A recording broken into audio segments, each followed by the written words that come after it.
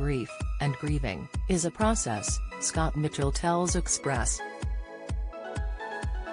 Co.uk from his home in central London. Just over 2 years have passed since the actor-turned-agent bid a final farewell to his wife of 27 years, the effervescent national icon Dame Barbara Windsor. "There are still times when I wake up and get confused and think I'm gonna see her, but then reality kicks in again. But that's fading a little bit. Time is a healer, as the song suggests. And for Scott, this is exactly what he needs. The challenges of dementia are sadly far too well documented in 2023.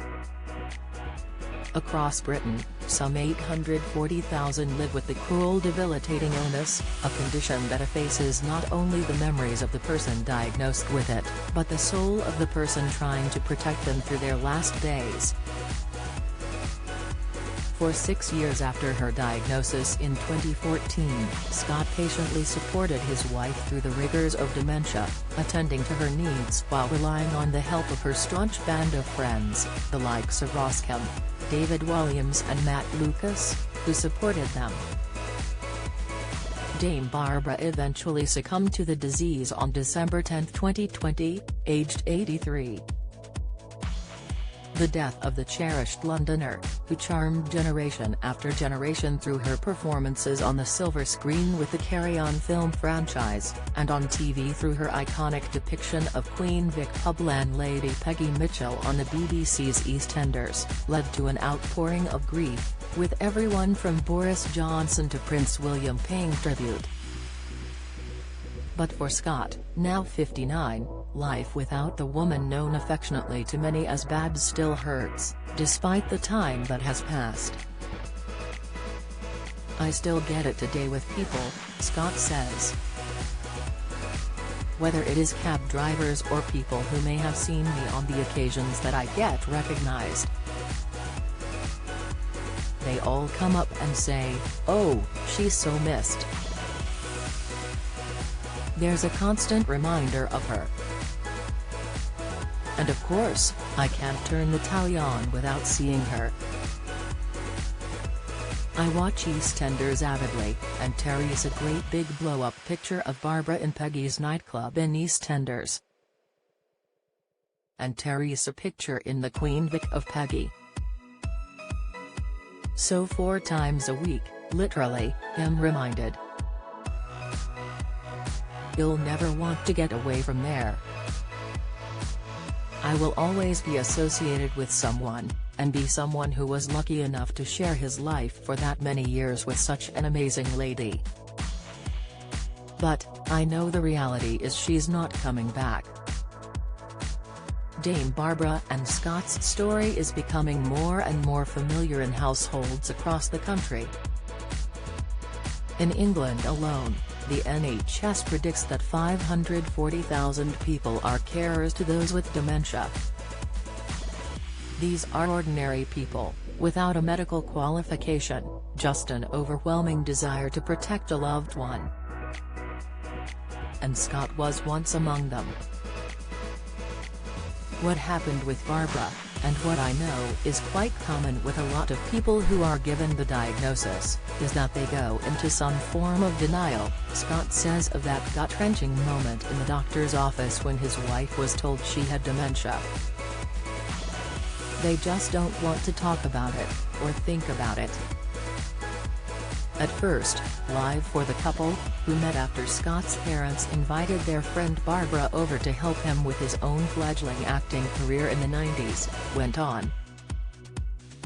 Barbara could continue with her career, mindful of what work she carried out. But as each year passed there was a progression, Scott, who released an autobiography on his relationship last year, says. In Barbara's case, because of the work she did, you'd have to think about what kind of interviews she could do. Not live interviews, because that would start to show her condition, as she may be quite repetitive in what she's doing, or she may suddenly get confused. Then came the anger, frustration, the realization for both carer and patient that things will forever be different. There was no turning back. And for a worried, tired husband and carer, this was the point professional care had to be brought in. Scott, who married Barbara in 2000 at 26 years her junior, describes those lowest of low moments where life became a nightmare of a world. When you just want to scream or run away, and then say, "I can't do this." He speaks heartbreakingly of this time, of how Barbara lost the ability to choose what to wear and eventually couldn't be left alone at all, the guilt he faced when doing anything for himself and how he thought the whole situation might destroy him. But there was always something comforting him in those darkest of moments: love. The adoration shared between the two helped soothe both as the disease gripped, love acting as my way through to Barbara if she was either confused or being defensive, Scott says. If you could reach their heart. If you could make them think about someone else. In her case me. Now, just over 2 years on, Scott can finally begin to look forward. I do have to think about moving forward now, he says. If we were talking about having a serious relationship, up till now, I wouldn't say I've been ready for that. And that wouldn't be fair to anyone else, or me. But of course, those things have to change. They have, and I'm sure they will change one day when I'm not expecting it. And it will be different, I'm sure. You'll never ever compare what I had with Barbara or my love for Barbara, to anyone that I may meet in the future. I'd like to think that there may be another chapter for me.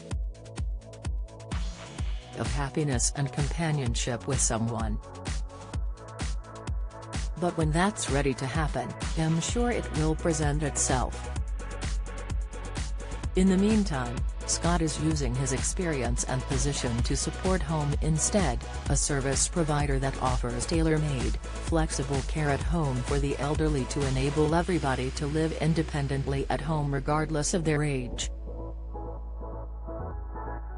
Despite its presence in so many hundreds of thousands of people's lives, in typically British-style conversations surrounding dementia remain tough to start, and even tougher to finish.